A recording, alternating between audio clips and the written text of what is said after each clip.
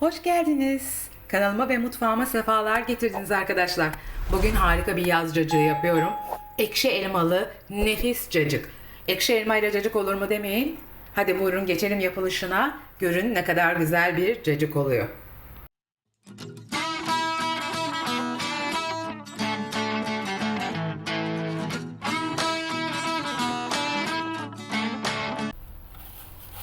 Şimdi benim çok güzel bir ekşi yeşil elmam var. Bayağı ekşi bir elma. Varsa bundan kullanabilirsiniz. Doğal elma. Yoksa da Sterling elma da kullanabilirsiniz.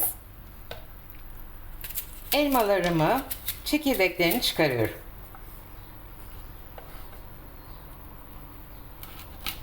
Gerçekten çok leziz. Bu sıcak kavuran yaz akşamında da ferahlık, serinlik veren, vücudun kaybettiği su, potasyum ve mineralleri yerine koyacak nefis bir tarif bu. Lezzeti de muhteşem. O yüzden mutlaka yapmanızı tavsiye ediyorum. Ben elmaların kabuklarını soymuyorum. Çünkü kabuklarım çok güzel. Hiçbir rahatsızlık verecek pörsüme yok, yumuşama yok. Kabuklarda da çok vitamin olduğu için kabuklarıyla birlikte doğruyorum. Minik küpler halinde. Siz arzu ederseniz kabuğunu soyabilirsiniz.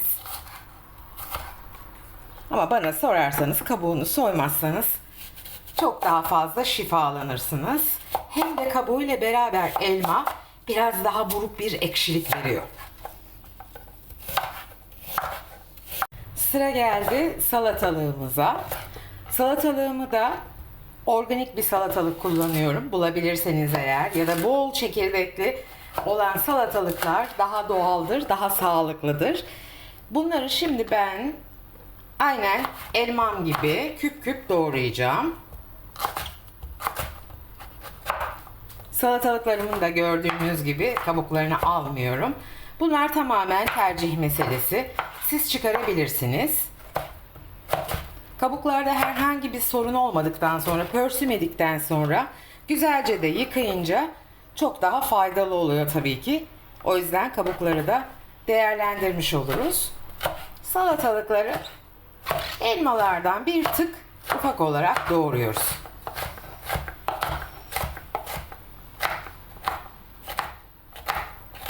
Arzu edenler rende de yapabilir.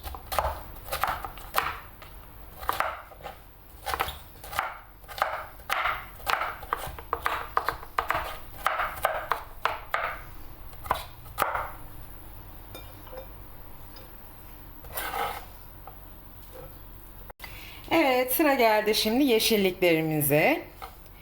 4-5 dal nane, 4-5 yaprak fesleğen, bir tutam da dereotum var. Bunları güzelce minik minik doğruyorum.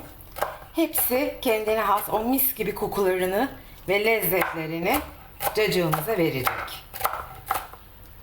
Gerçekten cacığa bu baharat otlar çok yakışıyor.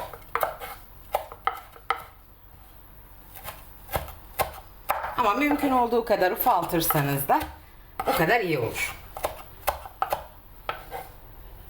Şimdi son olarak da bir diş sarımsağımız var. Onu koyuyoruz. Mutlaka koymanızı öneriyorum. Hem lezzet vermesi hem sağlık şifası için. Süzme yoğurdumuzu ilave edebiliriz. Bir 4 yemek kaşığı kadar süzme yoğurt koyacağım. 2 yemek kaşığı da normal yoğurt koyuyorum. Biraz akışkanlık sağlaması için. Şimdi güzelce karıştırıyoruz. Biraz da zeytinyağı ilavesi yapacağız. Allah'ım nasıl güzel koktu. Anlatamam size. İçmek için sabırsızlanıyorum şu an. Hemen 1 yemek kaşığı kadar zeytinyağı ilavesi. Katiyen ben su koymuyorum cacığa arkadaşlar.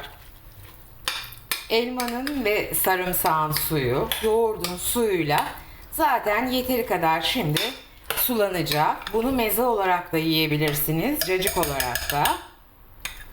Tabii biraz ufak bir kase kullanmışım malzememe göre. Güzelce karıştırıyoruz. Evet, nefis cacığımız hazır olmak üzere. Üzerine hemen 1-2 damla daha zeytinyağı koyuyorum. Şöyle 2 yaprakta nanemi koyuyorum. Hem görsel olsun hem kokusunu daha çok versin diye. Nefis yaz cacığımız hazır. Hepinize tavsiye ediyorum arkadaşlar. Sağlığımız için, damak tadımız için, kaybettiğimiz sodyumu, potasyumu geri alabilmek için mutlaka yaz günleri, hele bu sıcak yaz günlerinde bu tarz içecekler, bu tarz yiyecekler yemeyi şiddetle öneriyorum arkadaşlar. Hepimizin sağlığı, ağzımızın tadı yerinde olsun inşallah. Tarifimi beğenmiş olmanızı umuyorum. Deneyecek olanlara şimdiden afiyet olsun. Mutfakta asla sınırı yok arkadaşlar. Elmayla harika cacık olabilir. Elmayla acı bir yemek de olabilir. Lütfen deneyin, çekinmeyin, bana güvenin. Hepinizi seviyorum. Beni videomu beğenmeyi, kanalıma abone olmayı ve bildirim zilini açmayı lütfen unutmayın arkadaşlar. Kanalıma abone olmak tamamen ücretsizdir. Bu şekilde bana destek de olmuş olursunuz. Sosyal medyalarınızdan eğer videomu paylaşırsanız gerçekten çok mutlu olurum. Tariflerimi beğeniyorsanız sevdiklerinizle lütfen paylaşın ki daha çok kişi izleyebilsin. Bu arada bildirim zilini açmak çok önemli. Çünkü bildirim zilini açtığınız zaman her gün milyonlarca tarif paylaşılan YouTube'da her yeni tarifimiz ilk olarak size bildirilir ve asla tariflerimizi kaçırmamış olursunuz. Bu da güzel bir öncelik olduğunu düşünüyorum. Hepinizi çok seviyorum. Görüşmek üzere. Bir sonraki tarifte yine buluşalım. Kendinize iyi bakın. Sevgiyle kalın. Hoşça kalın.